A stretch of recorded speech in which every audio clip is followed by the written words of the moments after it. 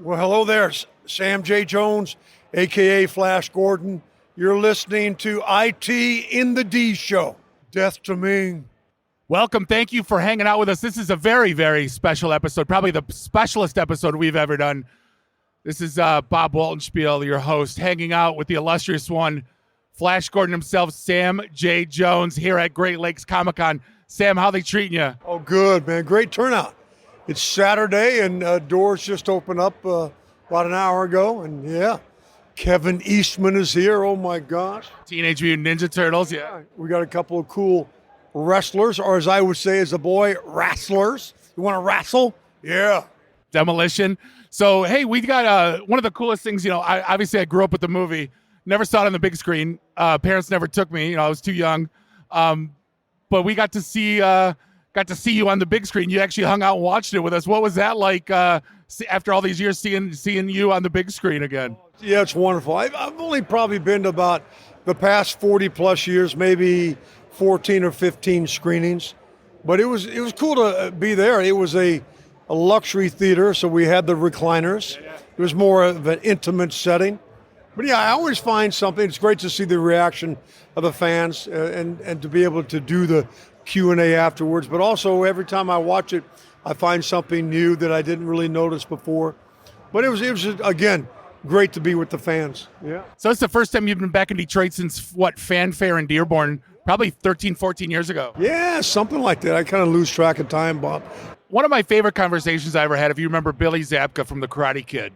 And he told me a story on he was supposed to be cast as Roy Stalin from Better Off Dead, one of my favorite movies from the 80s. And I said, but what I wanted to ask you was, it would have changed the whole course of history of some of our favorite movies. What was do you know who you beat out to be Flash Gordon? Like, we just want to know, like, if history would have changed, if it would have been someone else, who were you up against? I mean, at the time, it was, we signed a non-disclosure confidentiality clause, and plus we weren't even aware Dino De Laurentiis was casting with absolute secrecy. But I found out years later that Arnold was up for it and Kurt Russell evidently. Well, even though all these 46, 47 years in the industry, I never looked at competition with other actors. Sure. I just felt, okay, going to the meeting, going to the audition, better prepared than anybody else. And if I don't get the part, then they'll give it to somebody else. But I never looked at it as competition. Not that I didn't look at it like I was better than anybody. I just felt my job is not to worry about who's up for it. My job is to go in there, own the room, and be better prepared than anybody else. So, yeah. Again, though, our lives would have completely changed if it would have been someone else. That's why I always love hearing those stories. I want your words out of it, but how did you describe the movie? Like, if somebody asks you, what is Flash Gordon? Well, I keep it simple. To me, it's a visual masterpiece. That's one of the beauties of it is because we saw the documentary that you had on, I watched it on Prime, talking about like how he did the sky, and he almost used like a fish tank with paint, and just like the way, it's different than CGI. Like, did you even know, like, in terms of being a visual masterpiece, did you even have any idea when you were filming what it was going to look like post-scene? Or did you have was he painting the picture as you were filming this? Or what was that process like? I mean, in a way, we knew that the production designer, Danilo Donati, he did all the Fellini movies. So that was sort of an indicator. It was just, again, visual masterpiece with a whole lot of camp and corniness. See, I try to introduce it to some of my like Gen Z friends, and they all look at me sideways.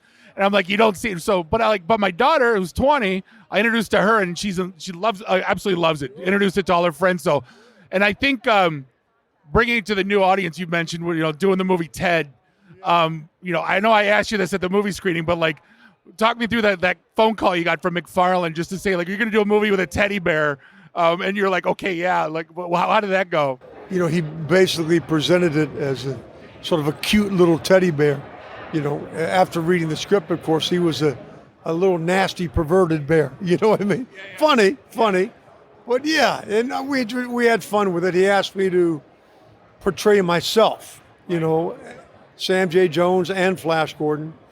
And after I read the script, I said, Seth, I Of course, I did party in the 80s, but I said, the way it's written, yeah, it's pieces of me, it's parts of me, but, it's not all of me. But, so it was a bit challenging on anytime somebody asks you to portray yourself. Sure. You go, wow, that's kind of odd. But, yeah, we did it. It was fun. It became a huge hit. How many 40-year-old guys do you have to say no to going on like a wicked bender when they see? Yeah, it's funny, isn't it? Yeah. Yeah, it's crazy. It did open up that younger age demographic, the fan base for me. So the younger, in their teens, 20s, come up to me and say, let's party like the 80s, One of the things that the Life After Flash documentary, I kind of appreciated you opening up and like humbleness and like showing everyone like, A, you're God-fearing, B, you're a family man. It's rare these days. Like you were telling me, you've been with your wife 30-something years. You have 5 kids, 8 grandkids. Around 34 years, yeah. Well, like for Hollywood standards, it's unheard of. Like, like I know, like being a big part of your life, all that. Like, being in Hollywood, how did that affect you? Like trying to stay grounded. Well, you have to. Yeah, seems like people come to Hollywood, they're trying to look for some new foundational principle, when in fact it's God's been the same. Always has, always will be. So yeah, I gave my heart to the Lord when I joined the Marine Corps when I was 17, 1972. And then as you get older, it's good that you love God and you see answered prayer happening. But then it's a matter of, okay, are you really committed? And it's, for me, it's having the edge. It's not being better than anybody else. It's, in the middle of the storm, whether it's the vanity upon vanity of Hollywood, or whether it's any industry we're in, where there seems to be a lot of self-centeredness and the me factor, and what can I get out of the deal? So having a heart to serve people seems to be missing. So that to me is having the edge, is knowing that when I pray to a living God, that he not only hears my prayers, but he answers my prayers. Now, according to his way, okay? Yeah. Which is kind of cool. So yeah, that's the edge that I have, and believe me, and the cool thing about serving God or not serving God, we have a free will. Sure. So there's no force in there. And a lot of times, I remember my early years saying, okay, God, if you really answer this prayer for me, if you really help me get this movie, then I'm really going to be good and serve you better and all that. Well, a lot of times those prayers were answered, and I postured myself in a way, okay, you answered that prayer, but I can do it on my own now. Yeah. And so his reply usually is, okay, go ahead. Do your thing, I'm always here. So when you do things over and over again and you sort of get sick and tired of the same old choices, meaning I think for me and a lot of men I was hanging out with, I think that there's an insanity that we live by we don't even know. But the insanity is repeating the same choices over and over again and expecting a different end result. Sure. That's freaking insanity. Sure. If you want different end result, you got to make other choices. Yeah. So when you get sick and tired of that, especially as a man, you realize, no, maybe I have to separate myself from certain things and certain people. Sure. Just that simple. Sure.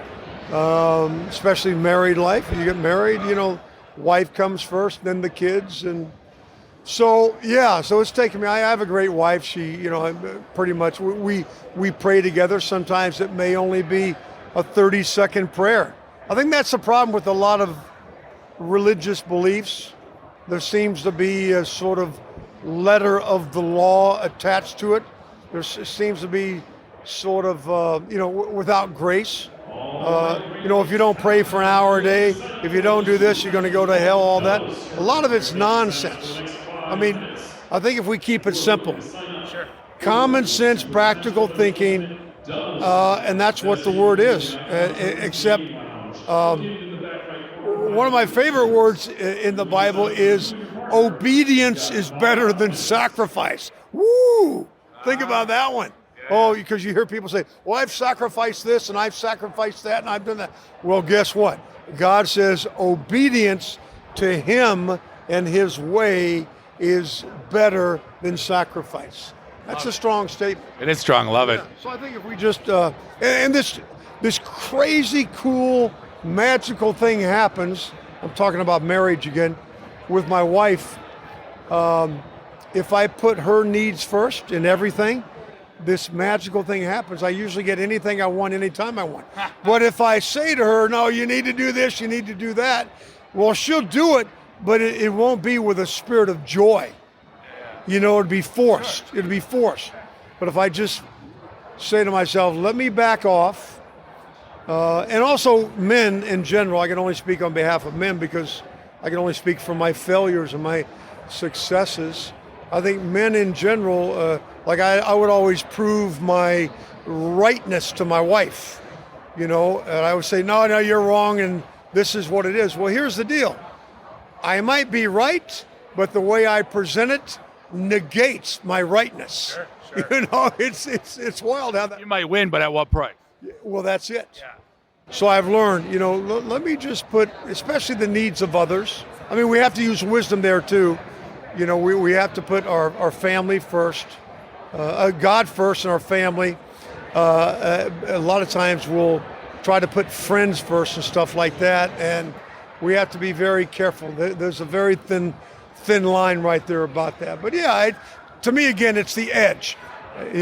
Having a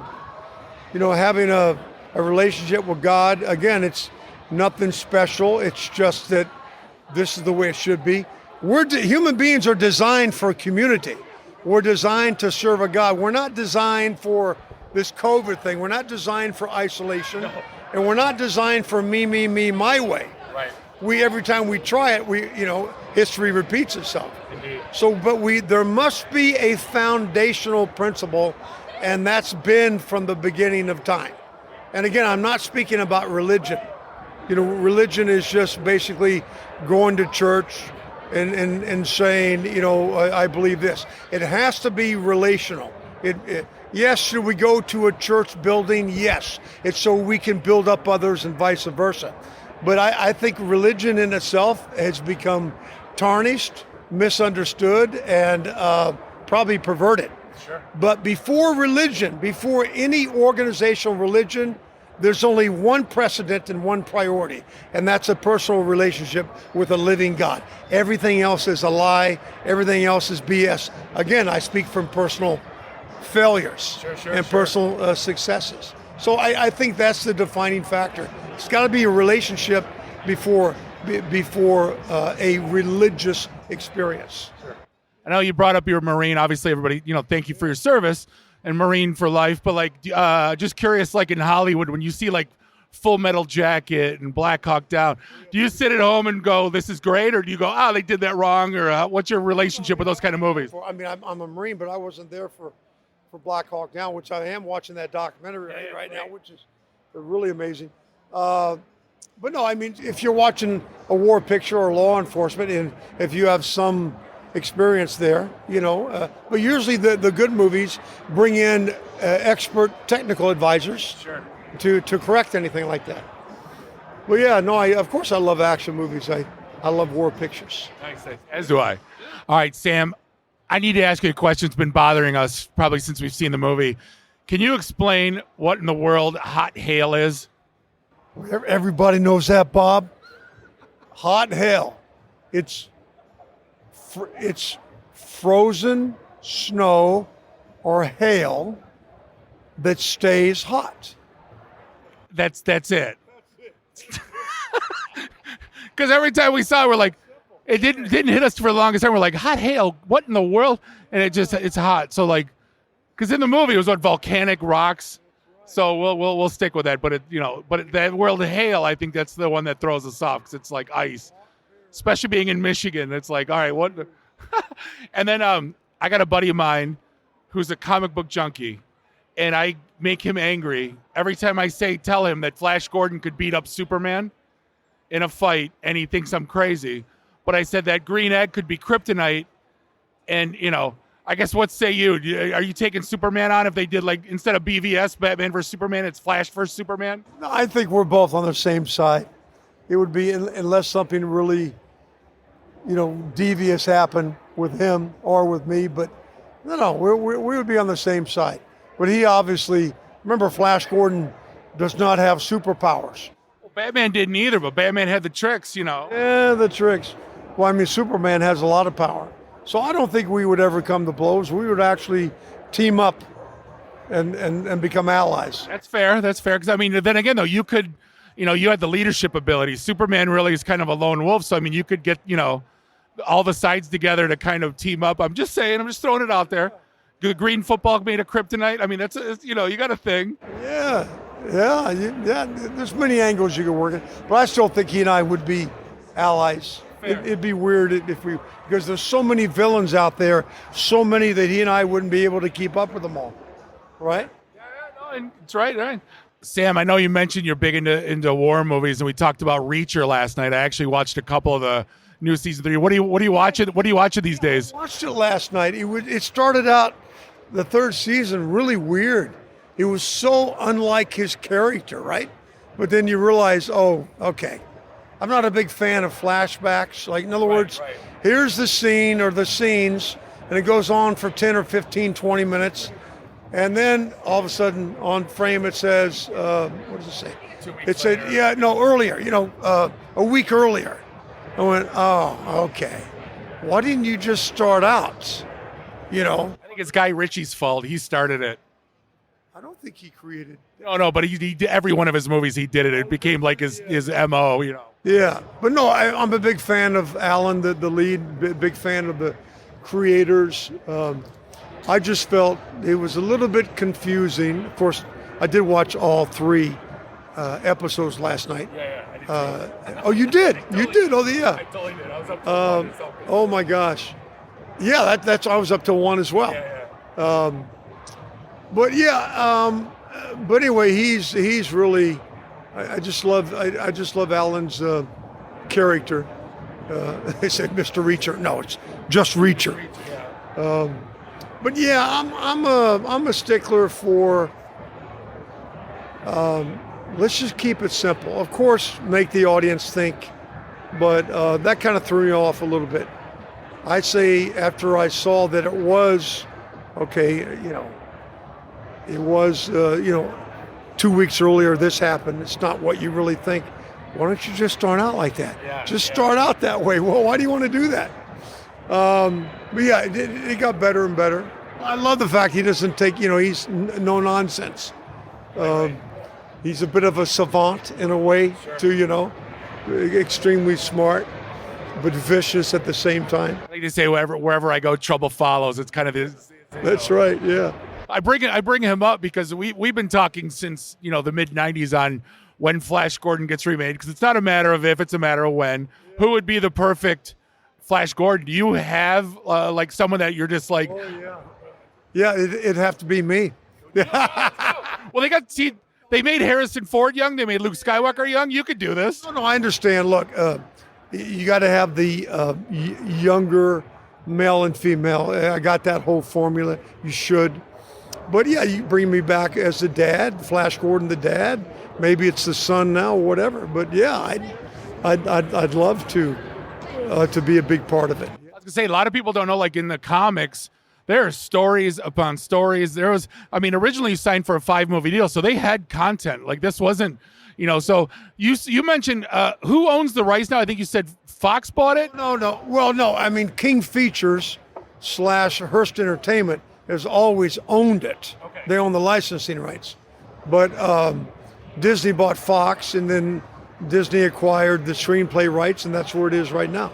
I just hope, that it's not a redo. It is a continuation. So you brought that up. I hope the dad, the son, like, that's the way, like when they did, I know it's a cartoon, but they brought back Ultraman, something I grew up with, and they brought it back as a continuation, the son, and like Mad Max, it's a continuation. It's always done well. So I hope when they do that, there's enough content and stories that they can, Yeah, it's funny. The creators I think I think I told you they brought in Watiti to develop the new Flash Gordon. So creators are very picky about the terminology. When you say reboot, no, it's not a reboot. It's an original. Or a redo, a reboot, or a sequel. So I hope it happens. Well, because if anybody watches, I'm watching the 1940 Buster Crabbe Flash Gordons on Amazon Prime. The casting's impeccable. Ming, Voltan, Yu, he had to have gone. Dino had to gone through a fine tooth comb to find the actual perfect cast. I think he nailed it. Yeah, I think was it Charles Lawton who the original Ming, right? Yeah. So yeah, it's a little bit different with Max von Sydow playing an Asian actor, right? Yeah. Did you know he was in Star Wars 1? Did you geek out when you saw him originally? Oh yeah, no. I mean, they said Max. We immediately thought of Exorcist. Exorcist was first, right? Yes. Was it Exorcist first? Yes. Before Flash? I think so. Yeah. Yes. Exorcist 70. I said Star Wars 1. I'm going to get murdered for that. No, Star Wars 7. Sorry. Yeah, that's right. Yeah. And then little trivia too, Kenny Baker was in Flash Gordon just as was he an extra? Was he just in London filming Star Wars? How did that happen? No, he was one of the in the throne room. Yeah. Yeah. They had what do they call them? The seven little people, I think, or something like that. We had the little people. Right. But part of the tribes. Sure. Yeah. And one of them was the Oompa Loompa from the Johnny Depp. Deep Roy played the pet, remember? Right. Yes.